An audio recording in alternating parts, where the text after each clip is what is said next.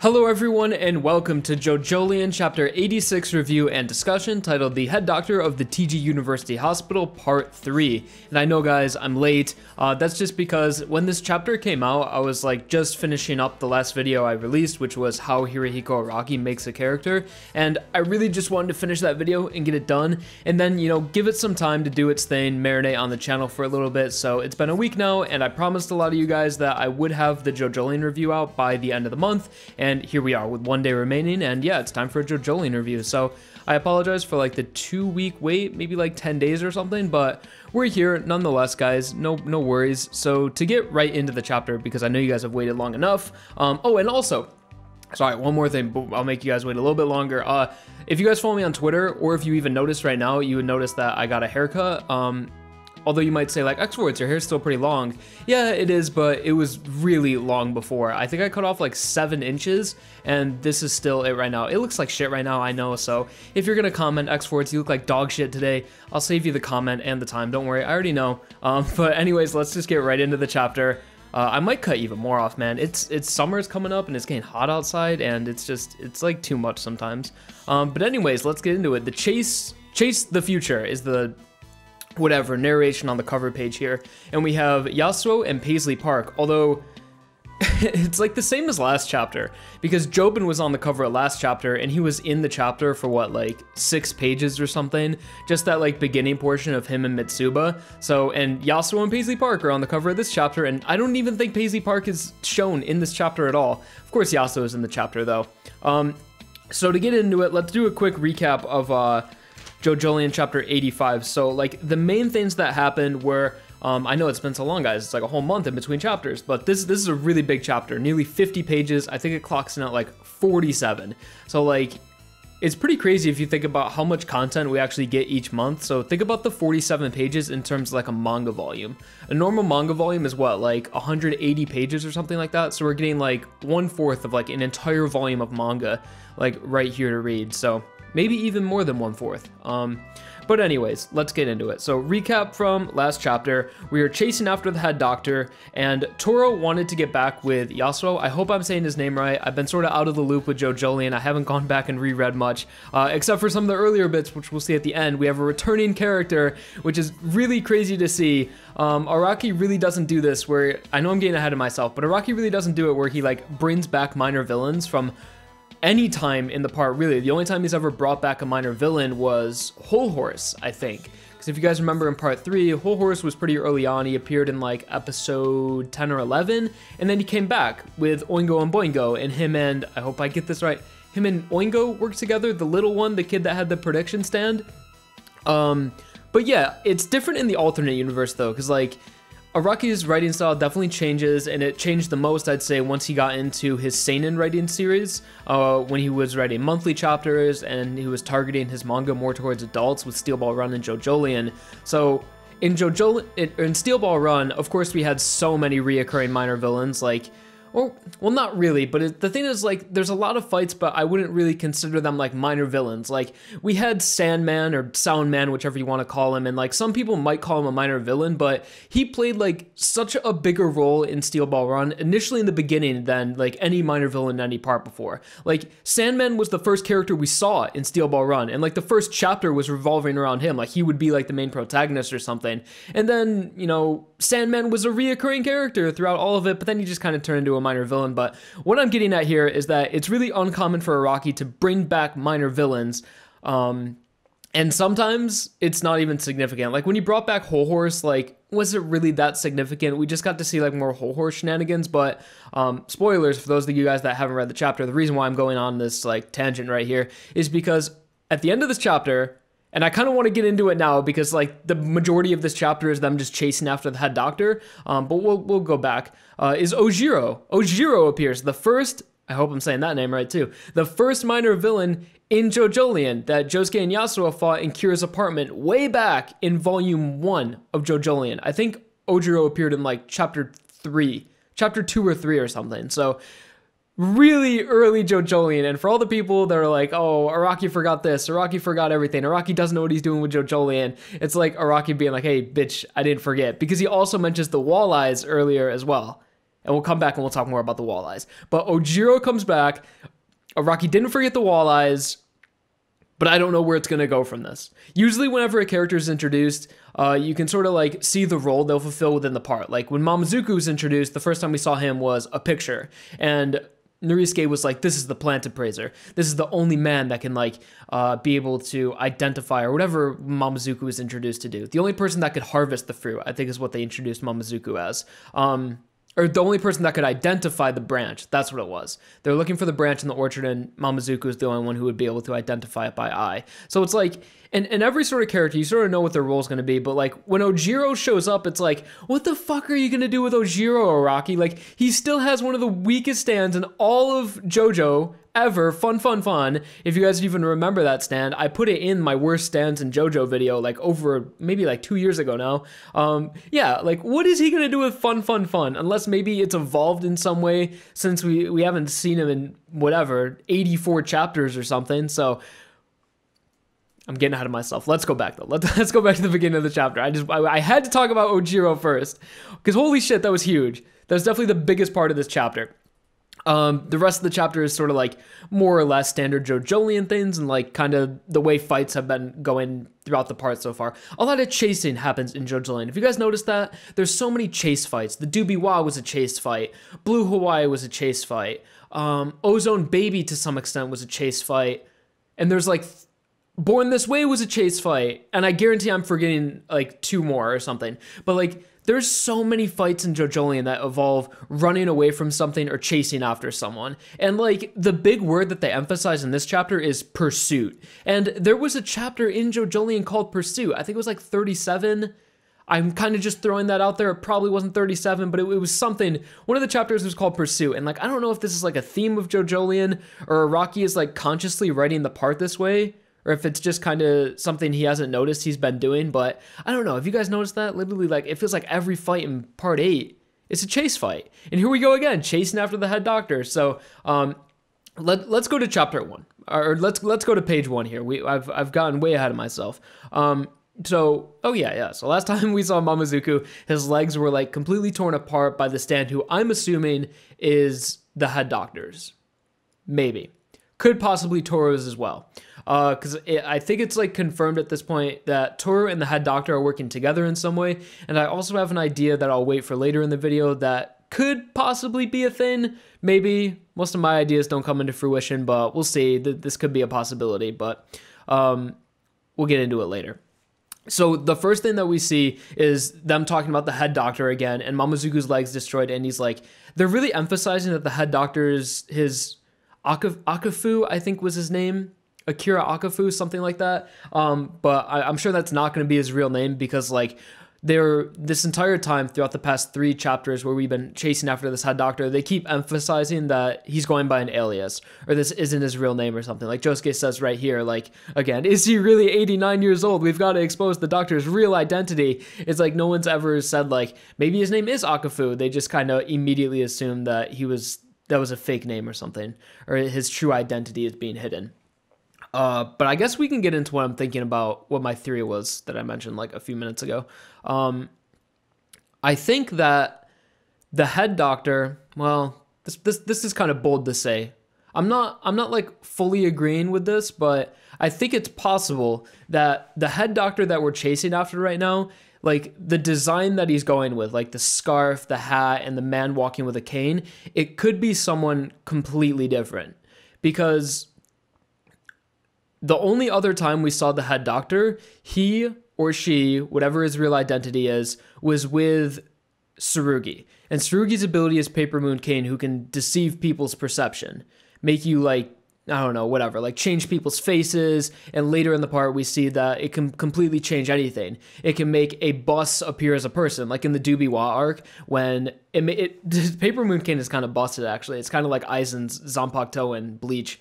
It could like just completely mess with your perception. So it made a bus appear to be Jobin, and then Dubiwa's user like ran after him and was like, Jobin, I'm over here, and then the bus hit him. So at this point, since we've seen Tsurugi and the head doctor together, and it's unknown what their relationship is yet, but we saw with obviously way far into the future, we see that Tsurugi does take like an evil turn at some point and essentially might kill Norisuke at some point. I kind of forgot that happened, but yeah, so Tsurugi's taking a dark turn, and I don't know if it's because he's being influenced by Jobin or he's being influenced by the head doctor, but I think it's possible that this head doctor's design that we're seeing is not the head doctor.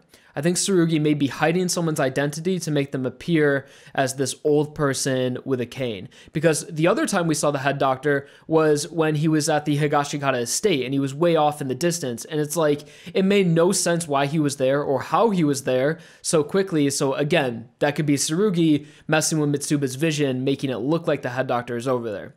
Or it could be something to do with the head doctor's stand that allows him to be and allows him to travel like really quickly. And the other reason why I thought this as well is because like the head doctor, the reason why they keep questioning is the head doctor really 89 years old because he's walking so fast away from them. Like he has a cane and he's really old, but he's moving really quickly. So it's like, that makes sense for it to be like Tsurugi's stand that's covering up this person's real identity. So like, what if it was Kato, for example, and Kato was like just, you know, a normal, healthy person that was walking away from them, but Tsurugi was making it appear that Kato was much older. And that could be another reason why they keep emphasizing, is this person really 89 years old? Are you kidding me? 89? How are they moving so fast? But it's like, I think it's eventually going to be revealed that their age isn't really 89 years old. So, I don't know how, I'm not very confident on that idea, but that's just an idea that I had, that it could be Tsurugi hiding the true identity of what we're perceiving to be the head doctor right now. There's like a 20% chance, maybe even less. Okay, now that I say that out loud, it sounds kind of silly, but it's a possibility, especially because we saw Tsurugi and the head doctor together. And this was a day before or a day after the sequence that we're seeing right now at the school when the child was crushed in between the gates. But again, when it comes to JoJolion, it's so hard to predict things that could happen because like it's JoJo. Any twist could happen at any moment, and no one knows what's going on inside of Rocky's head. Like, seriously, no one. But to get back into the actual pages of the chapter again, I know we've gone on for a while talking about everything but the context of this chapter. So, one of the first things we see is Mamazuku begins to deduce what the possible standability could be that's attacking him right now. And what he explains is pretty much what we hypothesized at the end of chapter 85 review, where he just can send objects to interact with you and you'll run into them without really noticing. We saw Mamazuku run into the stretcher and then the chairs and then the umbrella rack. And then all of a sudden he took the damage that was amplified from running into those objects. Pretty simple, but later in this chapter we see it gets a little bit more complex. And also, I swear, it's about time we do a what's the deal with Doggy Style, because Doggy Style has been breaking all of its rules the past like 30 chapters of JoJolion. So when it was first introduced, Doggy Style was established that it cannot heal the user, and Mamazuku has had permanent damage since like his first arc against Urban Gorilla and Do Re Mi Fa Sol La Ti Do when he had his 3 fingers removed. So all like forever, Mamazuku has only had his index and his thumb finger, or his thumb and his index finger on his right hand, I believe, or maybe left hand for the past like forever. And in the Ozone baby fight, he was completely torn apart. Do you guys remember at the end of that? It was when we all thought Mamazuku was dead, when he was just like a pile of spaghetti of Doggy Style strain. But then he just like, I'm good. Like he just reformed himself, even though he had like a giant chunk taken out of the side of him. And also in, what other fight was he in? I guess I'm thinking of the end of Brainstorm. I think it was when Josuke and Mamazuku had the holes all over their face. I think that was Brainstorm. The stand looked like little puzzle pieces that could go into your skin. Yeah. So at the end of that, they just like, once they killed Urban Gorilla, their wounds just sort of went away. Like they weren't healed or anything. They just went back to normal. So Doggy Style has only sort of enforced its rule of it can't heal the user once, and that was it. And it even sort of breaks it in this chapter as well. So we see that Mamazuku's legs are completely like ripped apart, but again, like if he can completely rebuild himself from what we saw in the Ozone baby fight, it would make complete sense that he would be able to heal himself in this situation as well. And he does, although it takes a little bit of time.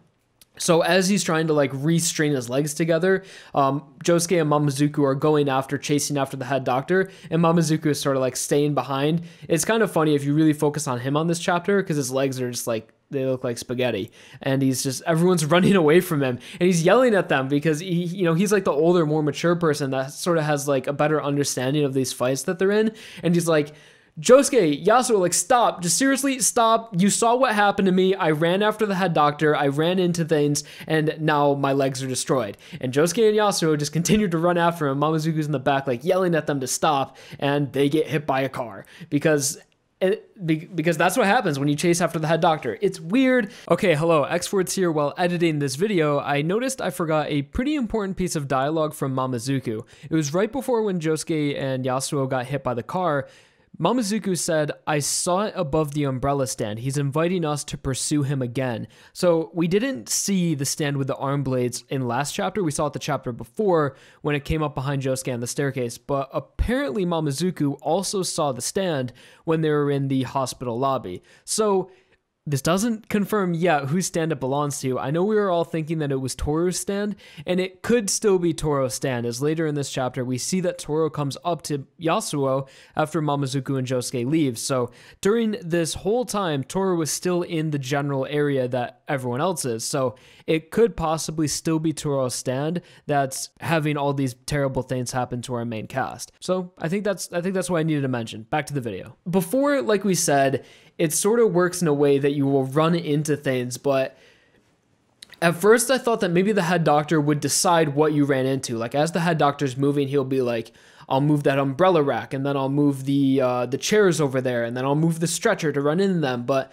how I think the stand works now is that it sounds fucking crazy, but it like manipulates coincidences in a sense. So we saw the car had someone driving it, and as they were chasing after him inside the bus, the car ran into them. And you've seen sort of tropes like this in other series where people will manipulate luck in some way. And it's weird when you get in abilities like this. I really don't like it because you have to think of everything that was happening before. Like, in a way, this stand would like mess with destiny, really, and mess with fate, because a person was driving this car, and it's not like the head doctor took control of the person driving the car and made that person run into Josuke and Yasuo. Like I said, it sort of like messes with coincidences. So that driver, whatever in his life led him to like hit them.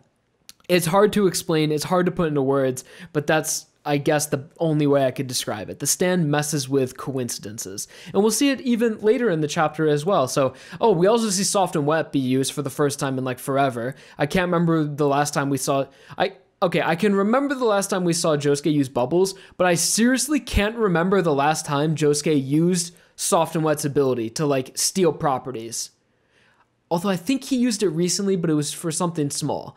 Josuke has one of the strongest stands in all of JoJo, and he never uses it. Like, he could do so many things with the ability to steal properties, physical and more, I don't know, intangible properties as well. It's like, God, Josuke, just use your stand. Araki, let Josuke steal things again. Let him use his plunder ability.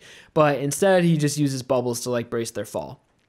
But then we get into the part where, again, it comes into the manipulation of coincidences. So when Josuke was chasing after them, he got his hand bloody. And also, we saw that Josuke was affected by the head doctor's stand earlier as well. Because remember when Josuke walked into like the sliding door? When he ran into that, he also took damage on his finger. Which is like, so okay, the stand was attacking Josuke and Mamazuku in that situation. But then this guy...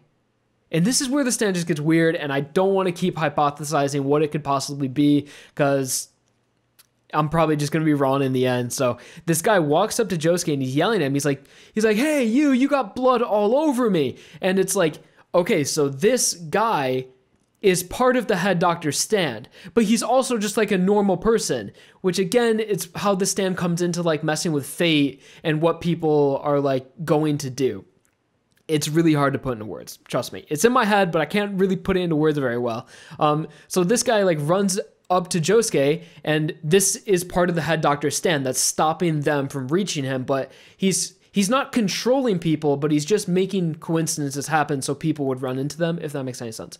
So Josuke, flailing his arms around, gets hit by the car and he gets blood on this guy's face. And the guy's like, hey, you coming out of the hospital, you know, what sort of diseases did you give me getting blood on my face? I'm gonna get you. And then like, as he walks up to Josuke and goes to touch him, Josuke uses his bubbles again to stop him and the guy's neck just cracks. It was a really weird panel. I had to go through it a few times to like really try to understand what was happening, but I don't think this guy was being controlled by the head doctor's stand, because that seems like a normal reaction to have, kind of. Like if you're a more aggressive person, if someone outside a hospital sprays blood in your mouth and all over the face, you might be a little taken back. And if you're aggressive like this person, you might physically retaliate. So nothing about this seems like he's being controlled by a stand. It just seems like the stand created this situation, and again comes back to the creation of coincidences. But as soon as the guy touches Josuke, his neck breaks and he falls to the ground and he just dies. And it's like, okay, let's just stop theorizing what this stand could possibly be. And there's another interesting part to this chapter right here before like the end phase, I would say. And it's where apparently witnesses and police officers matter in JoJolion now, or in JoJo at all. Like as this happens, you see the people in the TG University parking lot calling the police like, oh my god, this guy just died. It's like, when has this ever been a problem at all in JoJo? Like, remember when Josuke punched Damo Tamaki in the face and murdered him in front of like 5 people and they all just walked and were continuing on like nothing happened? And like, in any part of JoJo, when have the police ever been called? When has any JoJo, besides like Jotaro and Jolene when they're like arrested in the beginning of their part, when has any JoJo ever had a confrontation with a police officer ever? I don't think it's ever happened. So it's like now all of a sudden police matter in JoJo. Like the police don't exist in JoJo. We all know this. So they get out of there and they're like, okay, well, this doesn't look bad for Josuke. The branch is going to be harvested in a few days. If Josuke gets arrested, he's not going to get out of jail until after the branch is like ripe for eating. So we got to get the fuck out of here. So Josuke and Mamazuku run out of here, and I assume by now Mamazuku's legs are healed because he just sprints. In like one panel, they leave Yasuo again. They're always ditching Yasuo. He's like, Yasuo, find us. We're going to run, but just like find us. So they leave Yasuo at the place by herself, and Mamazuku and Josuke just run out of there. And then Toru comes back into the picture. So what we saw last chapter is that Toru sent Yasuo a like voicemail, I guess. It was a voicemail, I think, and he sent a picture with it where he's like, Yasuo, I regret ever breaking up with you. I want to get back together. I really care about you. Let's meet at like our favorite spot. And it was Yasuo and Toru at like a beach together. And I don't think Josuke ever showed Yasuo that message. So I don't think she's unaware of Toru wants to get back together with her. But again, we have more romantic elements of Toru and Yasuo, where he's like, he's really nice too. Like, I know Toru is evil, but he's never directly done anything evil to our main cast. Like, yeah, he did run in with a stretcher, but again, that maybe wasn't his fault. That was probably the head doctor stand doing that. But it's like, I'm so torn on Toru because like, he's always nice. When Yasuo told him to go get Josuke, he went and he got Josuke. And in this situation, Toru was like, well, if anything happens, I'll testify on Josuke's behalf. Nothing happened. That guy walked up to Josuke and his neck snapped. That's exactly what happened. That's the truth. And it's like, Toru's a good guy. He's been a good guy so far in the part, but he's fucking evil. He's evil and I know it. I don't know what he's going to do that's evil, but he's going to do something. But now we get back to the final act of the chapter, which is what we talked about first, when Ojiro arrives. So the first half of the chapter wasn't that exciting, I guess. It was just more chasing the head doctor. Although we did see the head doctor's face at one point, and I think Yasuo did take a picture. I think she did with her phone. But again, his face was just kind of like a normal face, which again leads me to believe that this could possibly be Tsurugi and Paper Moon King that's disguising someone else as the head doctor. But who knows? That finishes up the first part of the chapter. Or like the first like 2/3 of it. So now we get into the final part here with Ojiro.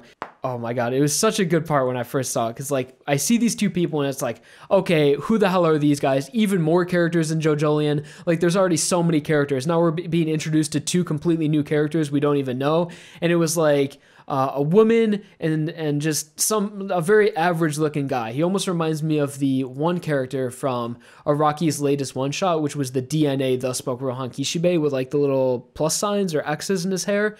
He kind of reminded me of that character, but Araki really didn't make this guy look like Ojiro at first until later at the end when he talks about Yoshikage Kira.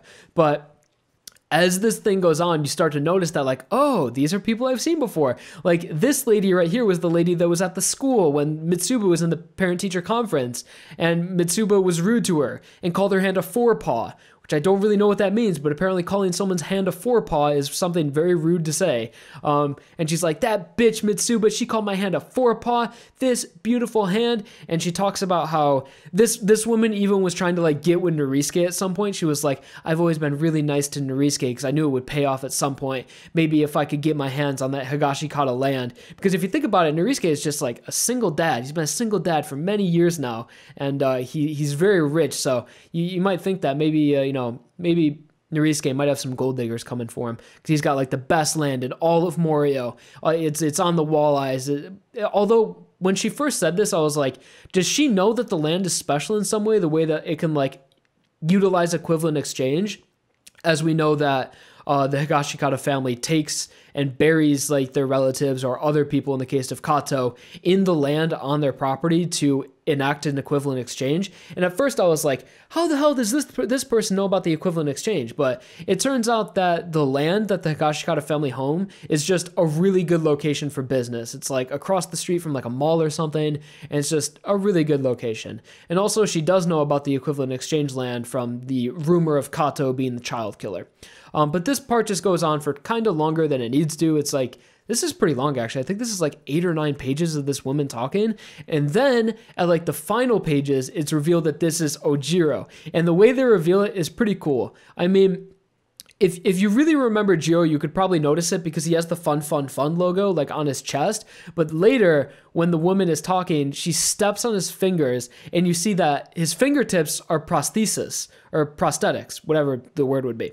Like attachments to one's body. And his fingers fall off. And at first I was like, I feel so stupid because I didn't know this was Ojiro at first. The first time I read this and I was looking, I was like, okay, maybe he's a rock human when the fingers fall off. It looks like they broke off by rocks. But then at the final page, he says, when they're talking about, the woman brought up Kato performing equivalent exchange. And he says, you think that was equivalent exchange? I had a surfing buddy a long time ago, though. He's dead now. He was a ship doctor, and he told me a story about that. Although the equivalent exchange was not a part of the ground, but it was a fruit. And then it's like Araki really drew this guy like Ojiro. And you see the fun logo, and you see like Ojiro's more unconfident face and personality, and then you see the fingertips, and then it all comes full circle, and it's like, oh yeah, Ojiro bit his fingernails so much, and then he bit like all of his fingers off, so he wears these like finger prostheses now.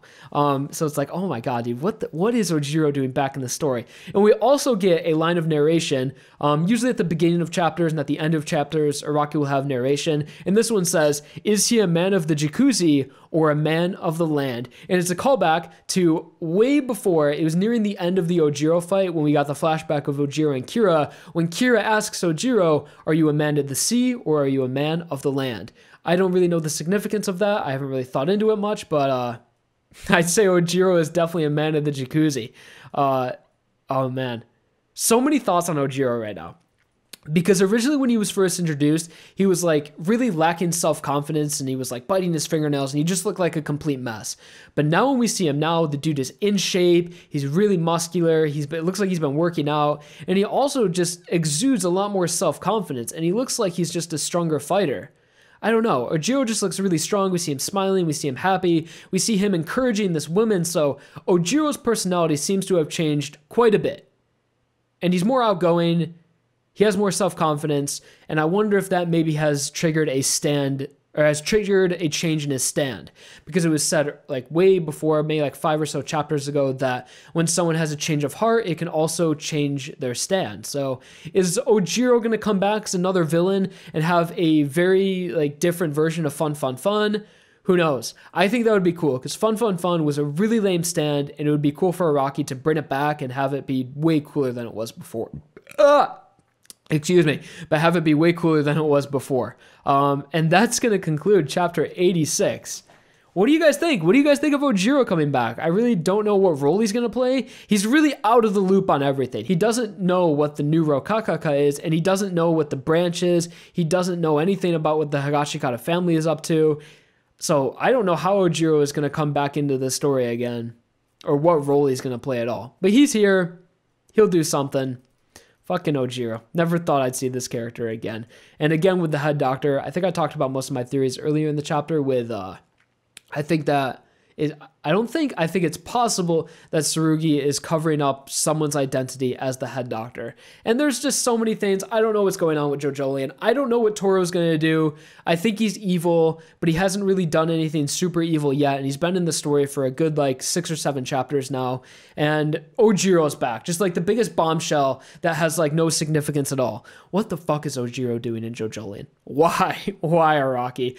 But who knows? Araki seems to have not forgot a lot of the things he mentioned in the beginning of the part, because he mentions the walleyes again as well. Everyone was like, Araki forgot about the walleyes. Walleyes are gone and forgotten. And he explicitly uses the term walleyes in this chapter through the dialogue of this woman. And I can't even remember who this woman was. I think she was a parent of one of the kids that goes to Tsurugi's school. Maybe she was a teacher or something. Doesn't really matter.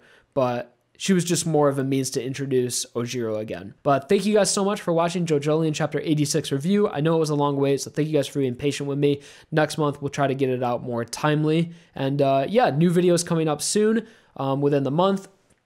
I think I give you guys a little teaser. I think one of my next videos is going to be another alternate versus original episode, which I know you guys really liked. The one we did in December, which was Kira versus Kira, where we compared the original universe versus the alternate universe equivalent. So we're going to be doing another one of those next month, which is going to be June. So yeah, thank you guys so much for watching. Like the video if you enjoyed, subscribe for more, and I'll talk to you guys real soon. All right, peace.